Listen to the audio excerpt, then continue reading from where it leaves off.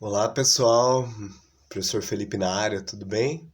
Então, espero que vocês estejam bem, espero que vocês estejam se protegendo. É, Nessa semana a gente vai fazer uma correção, tá? Das atividades que eu já passei. Foram algumas atividades, né? Desde o começo dessa pandemia.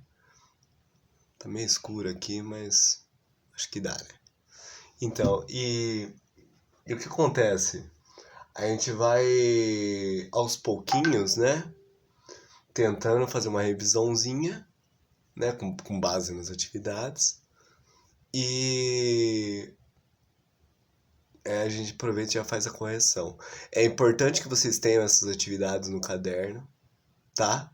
Que façam a correção, porque de certa forma isso vai ser utilizado como uma forma, entre aspas, de avaliação, tá bom? Vamos lá então.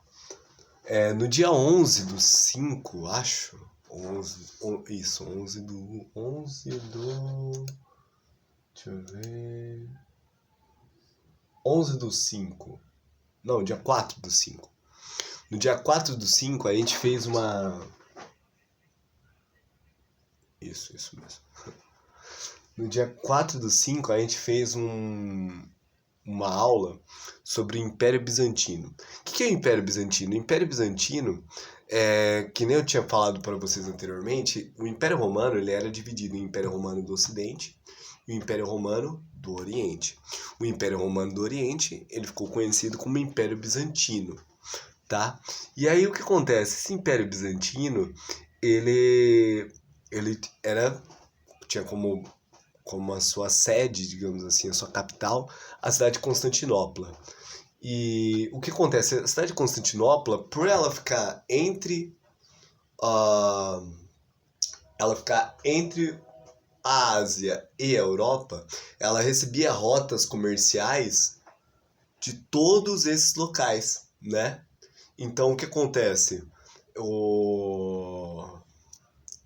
Ela era uma cidade bem protegida, murada e tudo mais, e ela era na porta, digamos assim, de acesso entre o mar Mediterrâneo e o Mar Negro, tá? Onde tinha uma série de outras cidades. Então o que acontece? Geralmente, a gente tem que lembrar o seguinte, antes de tudo, a Europa, ela não era o centro do mundo, como eu já havia explicado para vocês. A Europa, ela era um local afastado de tudo, era um local que não tinha muito desenvolvimento, né? Então o que acontece? Onde era o Oriente do mundo? Tanto que a gente usa a palavra se orientar, né? Para encontrar um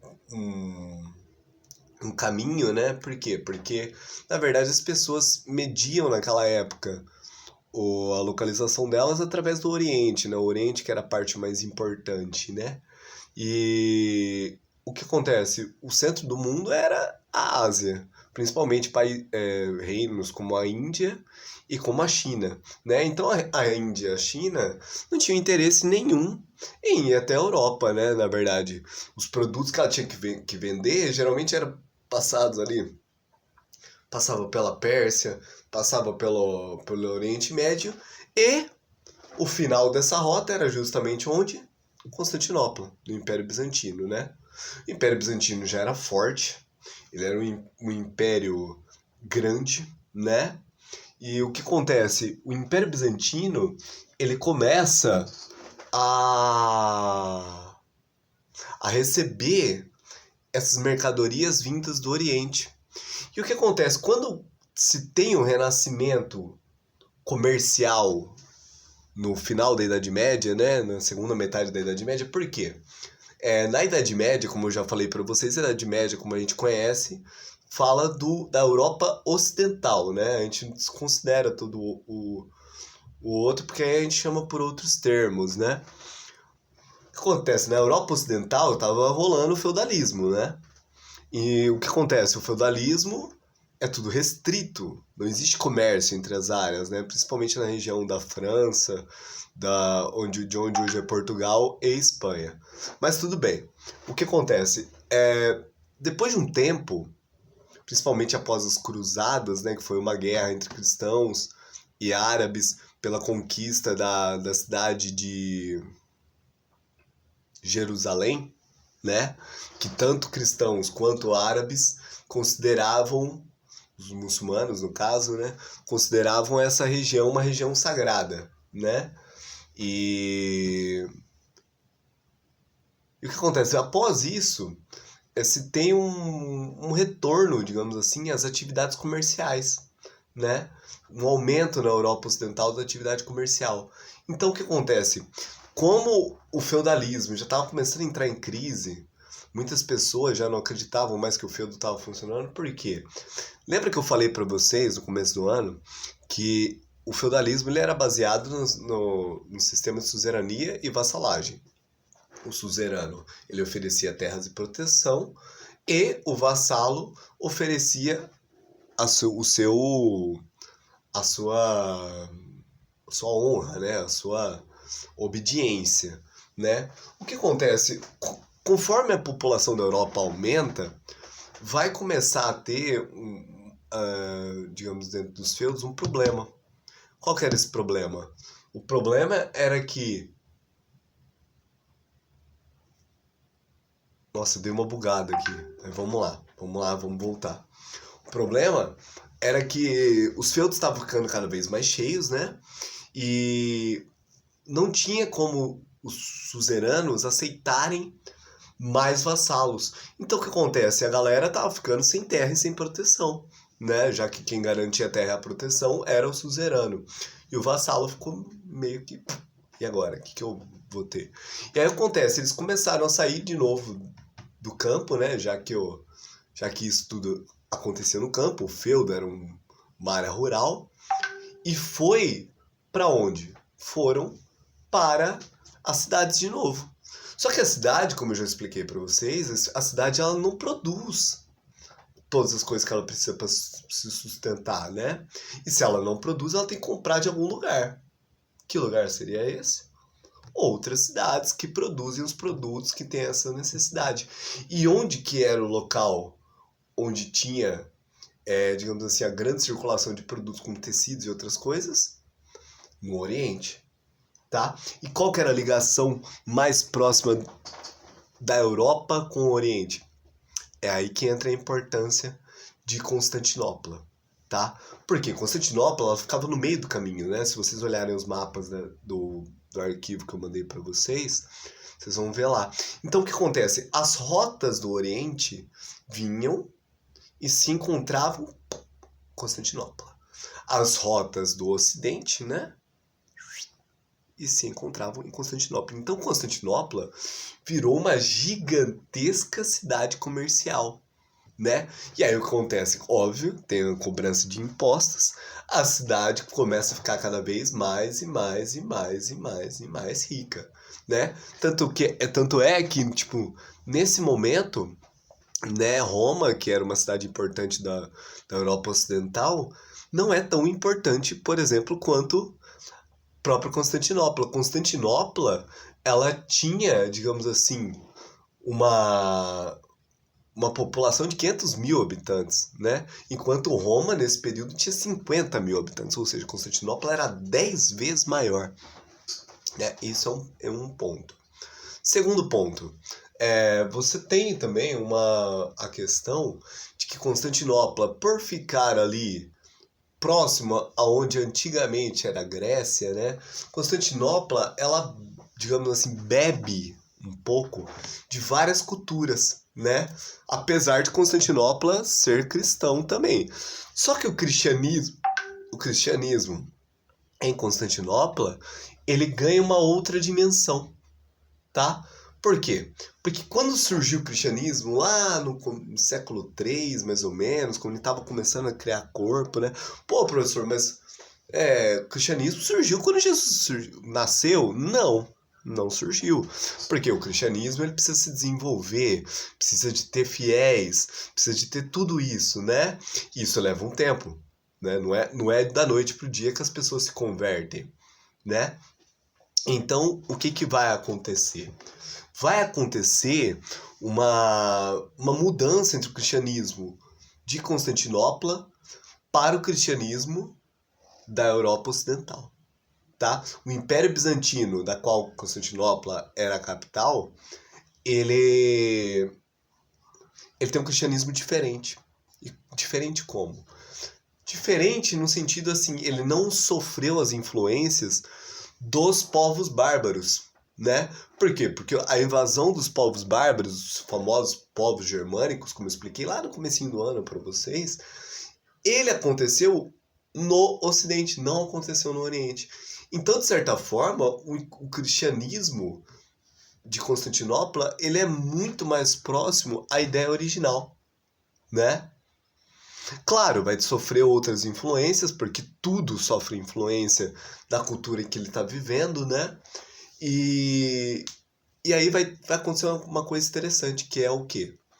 Assim como na Europa Ocidental, o cristianismo também vai ter um imperador, né?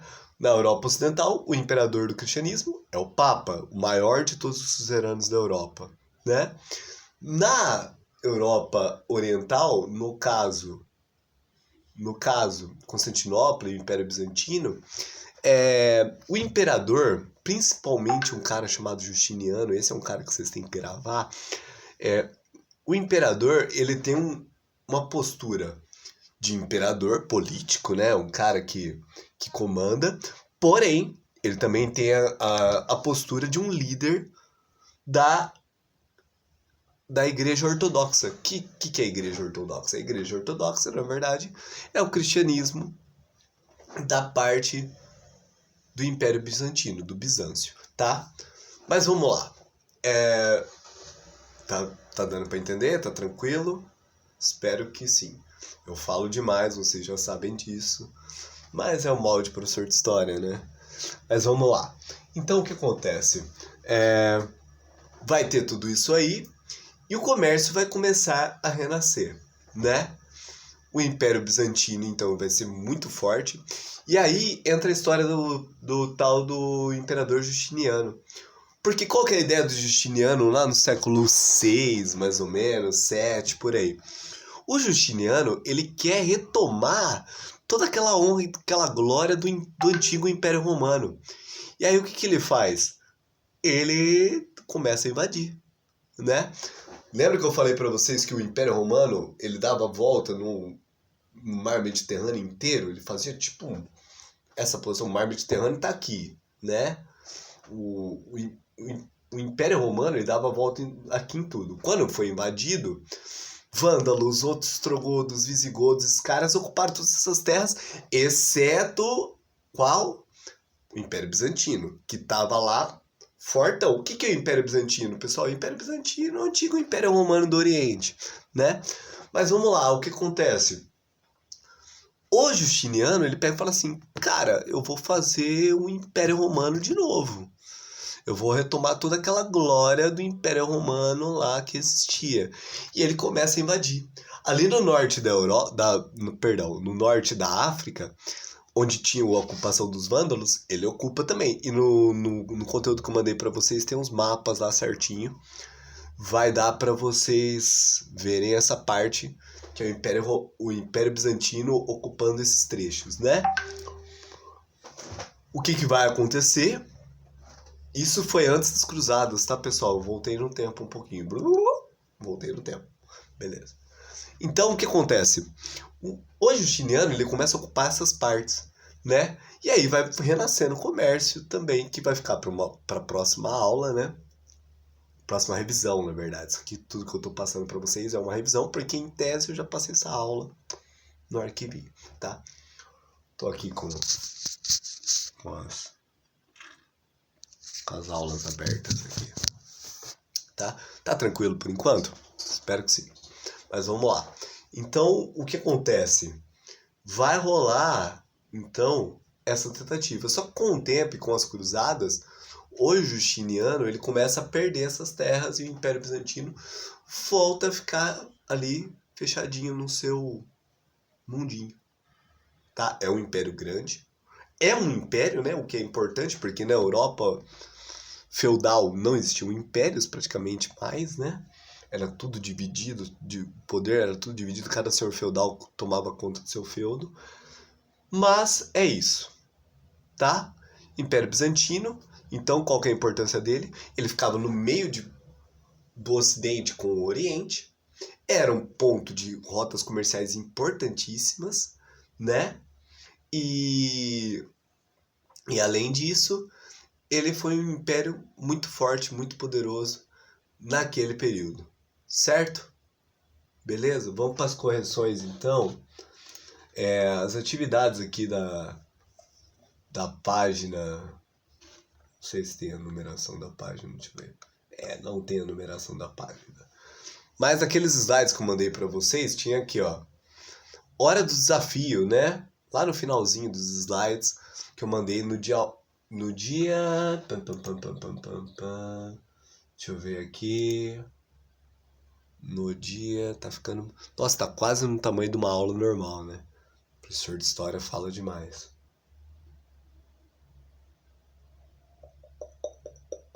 Império Bizantino. Do dia 4/5 ao dia 8/5, certo? Vamos lá então. Primeira pergunta vamos lá, leiam aí comigo. Quais são as características da cidade de Constantinopla que nos permite considerá-la uma cidade importante na época em que existiu?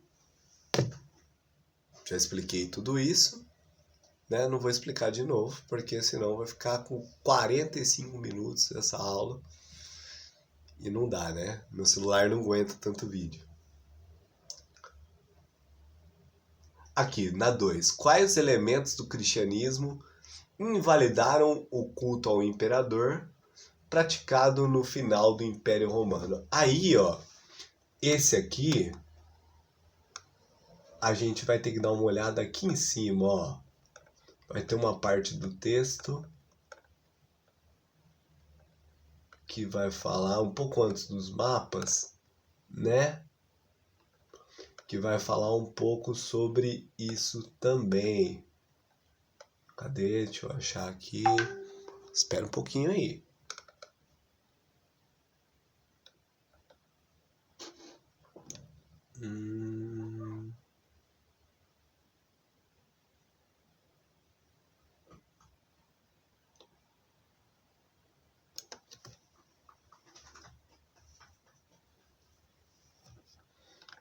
Nossa, é muito ruim quando não tem numeração da página, né? Mas vamos lá, ó. Aqui, ó. Tem esse trecho aqui, ó. Não é esse.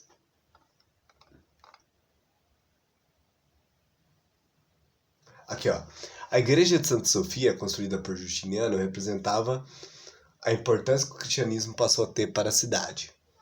A religião do império não era mais a antiga religião pagã, né? Tipo, não era mais pagã. E o culto do imperador deixou de ser praticado. Por quê? Porque antes o imperador era o cara, né? Quando se tem a ascensão do cristianismo, não pode mais você cultuar um cara normal, você tem que cultuar Jesus Cristo, né? Entretanto, o chefe da igreja era escolhido pelo imperador. Ou seja, o cara que comandava a igreja, quem comandava esse cara era o imperador. Ou seja, na prática, quem comandava a igreja também era o imperador. Sacou?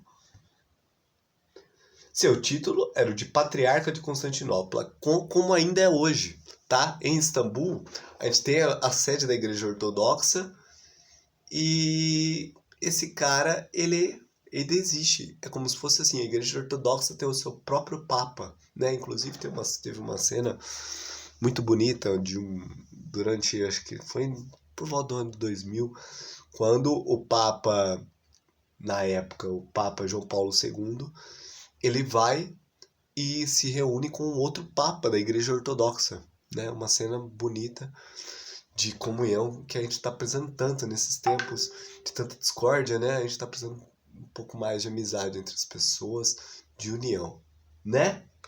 Mas vamos lá. Então podemos dizer que o poder do imperador Justiniano vinha de um caráter teocrático, ou seja, um caráter divino, né? Governado, Theos vem de Deus, Kratos de poder, então poder de Deus. Digamos assim, o imperador Justiniano, né? imperador bizantino, perdão, ele era basicamente um imperador com caráter religioso, né? E durante o seu reinado, Justiniano incentivou e divulgou os ideais cristãos por meio de tradições de manuscritos, blá blá blá blá, enfim. Vamos pro próximo, beleza? Então deu pra entender a segunda. Aí vocês fazem um resuminho, tá? Não vai escrever tudo que o professor tá falando, não, senão vocês vão ficar louco, né? Vamos lá. 3.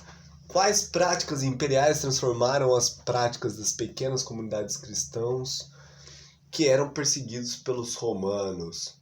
Que é aquilo que eu acabei de explicar para vocês, né? Também. Justiniano valorizou a produção intelectual desenvolvida nas cidades de Atenas? De que modo?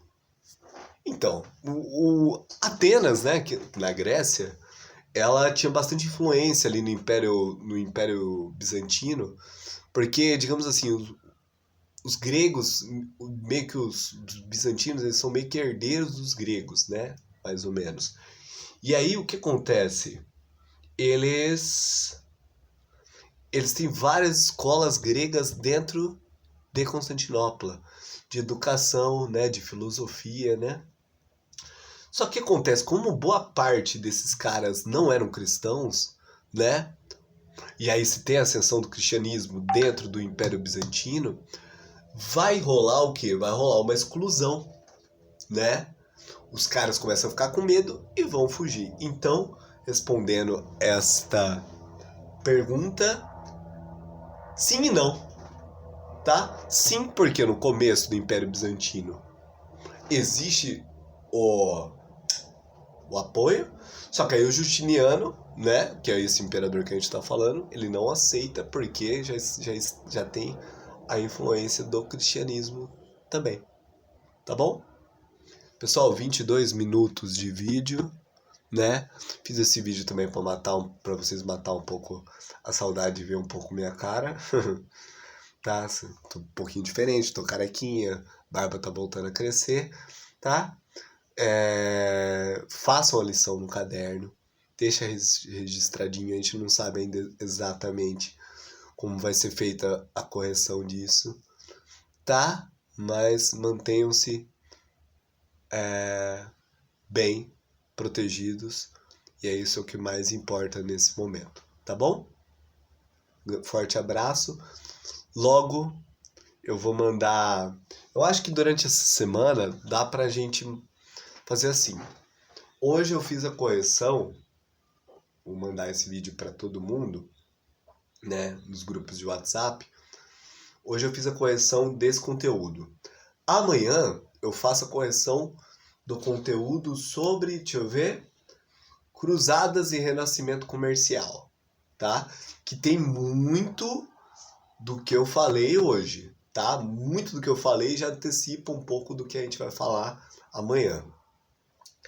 E, por fim, depois de amanhã, a gente fala um pouco sobre a Reforma Protestante, que ainda não acabou, tá?